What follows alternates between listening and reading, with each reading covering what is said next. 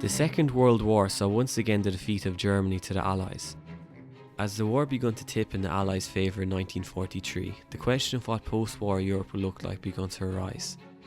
Each Allied state had a different answer to this question, which led to the politicisation of the war effort.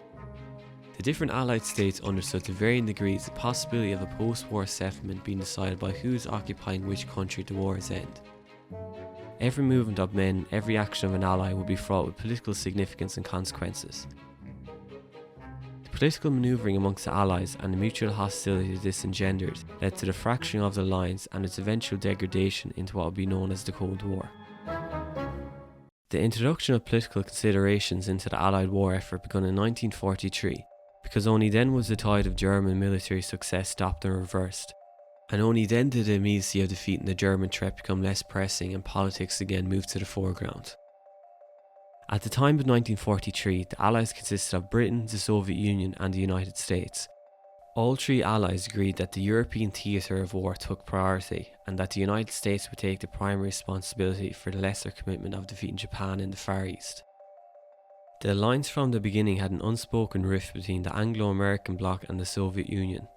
Britain and the Soviet Union always had a tense diplomatic relationship that was only put on hold during the Second World War to defeat the common German enemy. Both Britain and the United States viewed the Bolshevism of the Soviet Union as anathema and saw it as a major threat to the post-war world they envisioned. The Soviet Union, in contrast, saw the Western Bloc as imperialist capitalist powers once again engaging in another round of imperialist wars that had dragged the Soviet people into another conflict. In the dark years of 1941 to 42, the Soviets barely avoided defeat. The Germans overran a vast area containing 45% of the pre-war Soviet population, which accounted for 1/3 of its industrial output and 47% of its agricultural lands. Soviet industrial output between June and November 1941 fell to less than half according to Soviet accounts. This near destruction of the Red Army traumatized the Soviet leadership to a degree that delayed the ability of the Soviets to see the war in political rather than purely military terms. When given the option between immediate military aid designed to relieve their suffering and long-term political gains by way of maximum conquest of territory, the Soviets chose military aid. The Soviet Union entered a military coalition with the West to save its very existence, and was to be a long time before ideological considerations would replace the trauma of the German attack. Taking into account the limited economic and military power that each state possessed, Britain was most successful amongst the Allied states in shaping Allied war strategy to advance their own interests. Churchill was a realist in that he understood the limits of British power and was a great diplomat in the Machiavellian sense, attempting to accomplish through words what he could not attain by force of arms. His letters to Stalin were full of feigned warmth and solicitude, giving the impression that Britain was fully committed to alleviating the concerns of their allies. In Churchill's memoirs, in contrast, he gives a more candid assessment of his motivations and concerns. One chapter titled The Soviet Nemesis shows the extent of Churchill's cynicism and hostility towards Stalin. Cold-blooded calculations attributed to the Soviets, along with an ignorance to their own situation and an indifference to the plight of the Western powers in the years prior.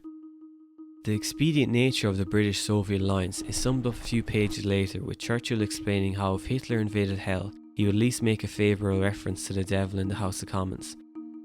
Not only did Stalin exhibit a confidence in Churchill's assurances, but so too was Roosevelt in many occasions thrown off course by him, much to the dismay of his advisors and staff, who had a keener understanding of British duplicity. A key strategic advantage that Britain had over the Soviet Union was in their ability to decide when and where they would engage with the German army. Hitler had took that decision from the Soviets and led them into a brutal war that lasted nearly 4 years. Britain understood this lack of manoeuvrability that the Soviets possessed and sought to take advantage of it to further their own imperial interests. British policy sought to the furthest extent possible to give the role of defeating the German military to the Soviets, which would spare Britain the casualties and economic costs that this direct intervention would involve. From a British perspective, this policy was a success. For most of the war, the Soviets were confronting around 70 to 75% of the German army. When the Western Front was finally opened with the invasion of France in the summer of 1944, the Western armies met only 27 of the 81 German divisions allocated to the Western Front. The Eastern Front in comparison stationed 181 German and a third as many satellite divisions. By the end of the war, 20 million Russians were dead, 7 million of whom were soldiers. In contrast, the Yanks lost only 405,000 soldiers and the British 375,000. The Soviets did receive Lend-Lease aid from the West, primarily from the United States, to support their war effort, which amounts to 10% of their military needs. This aid was gratefully accepted by Stalin, but the military successes of the Soviets were based primarily on their own efforts and sacrifices and blood. With the Soviet Union left with the task of defeating the German military, Britain sought to recapture key regions of the Mediterranean back into what they saw as their traditional sphere of influence. The British leadership instinctively realised that this policy of pursuing their own narrow interests had to be pursued discreetly. The Soviet Union desired military intervention from Britain and the United States, primarily in the form of an invasion of Western Europe, but anywhere if necessary. No team occupies the correspondence of Stalin with Roosevelt and Churchill more than this. The Soviet request for a second front was incessant, because in no other manner could its alliance with the West benefited more than by sparing Soviet men and resources from the brunt of the German onslaught. Understanding the importance of going some way to satisfy Soviet demands, Britain sought to direct Soviet requests to open a second front into avenues that advanced British interests. The opening of a Balkan front was most in line with British policy objectives, which led the British to pursue this option more vigorously than the Soviet preferred option of a Western front.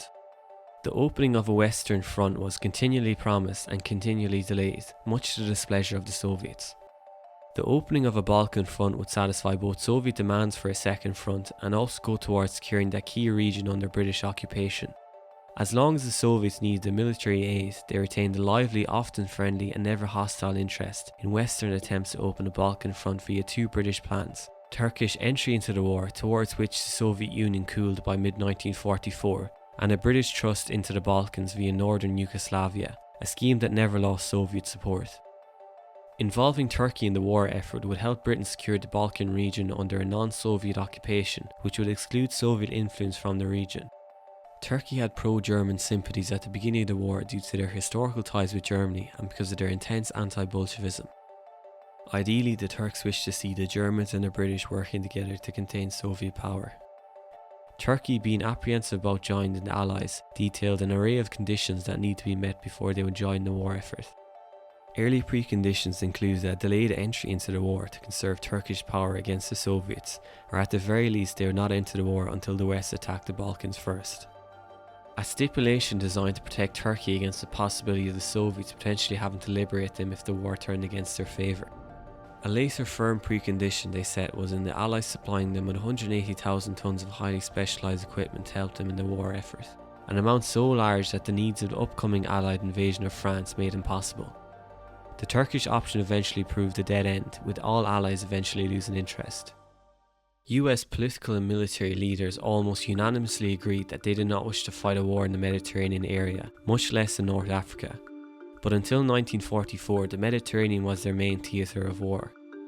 Ideally, the United States hoped to marshal its resources for a vast cross-channel invasion of Europe, if not in 1942, certainly in 1943, which would take the war to the heart of the enemy's empire. The United States regarded every diversion of your operation elsewhere as an example of British unwillingness to open a second front in Western Europe. The Yanks attempted to obtain a definite British commitment to a cross-channel invasion as the primary strategy of war, and therefore reluctantly conceded to what was supposed to be carefully restricted and timed operations in the Mediterranean in preparation for the US desired Western Front. These operations, beginning in North Africa in November 1942, merely permitted the British to incorporate the United States into even grander and escalating campaigns. Agreed upon manpower and resources ceilings were repeatedly scrapped as critical battles in Libya, Anzio and elsewhere compelled the Yanks to send an even greater power or risk defeat. Once Britain obtained US agreement to the North African campaign in the summer of 1942, they moved via similar arguments and implied threats with regard to the invasion of France to get the Yanks to cooperate in conquering Sicily and then southern Italy. The British desire to move beyond Italy and into Austria and Yugoslavia was bitterly rejected by the United States, as it would lead to an even further delay in the opening of a Western Front. The United States was worried about the political consequences of the Soviet Union winning the war in Europe, both from the standpoint of the West's prestige in the world and in the negative effect it would have on their long-term relations with the Soviets. Soviet entry into the war against Japan was still a prime objective of US policy. US failure to appease the Soviet requests in Europe might lead to similar response from the Soviets in the Far East, a factor that didn't enter into British calculations at all. Beyond this, and much more significant, was in their belief that the possession of France and Germany would be far more consequential to the future of world politics than the control of the Balkans. The potential of a rapid collapse of the German army and a Soviet sweep of Europe was a cause of great concern to the United States. An intricately detailed plan known as Rankin was developed by the US leadership in order to protect Western interests from this possibility. A rapid airborne division would be flown into Germany in order to secure key regions under Western occupation, which would give the Western Allies leverage when it came to peace talks. At the war's end, the post-war alignment and economic system of a country ended up being determined by which Allied military was occupying it. In Western Europe and in Greece, the Anglo-American occupying forces made sure that communist parties wouldn't take control of the state, and that governments were aligned towards the West. In Eastern Europe, the Soviet occupiers made sure that only Soviet-friendly governments would be allowed, which eventually after a few years devolved into communist parties taking control. The joint military occupation of Germany eventually evolved into a partition of the country, which lasted for the remainder of the Cold War period. Although Britain under Churchill's leadership played a disproportionate role in shaping Allied war strategy, the economic devastation that the war brought caused a massive contraction in British power. The true victors of the war were the Soviet Union and the United States. The Soviet Union successfully created a barrier of pro-Soviet states around their borders to satisfy their security interests, and had gained a prestige in the world that was in sharp contrast to the diplomatic isolation it felt a few years earlier. The demise of British and French power that the war accelerated allowed the United States to become the world's hegemonic power, giving itself a scope that only the power of the Soviet Union and eventually China could resist.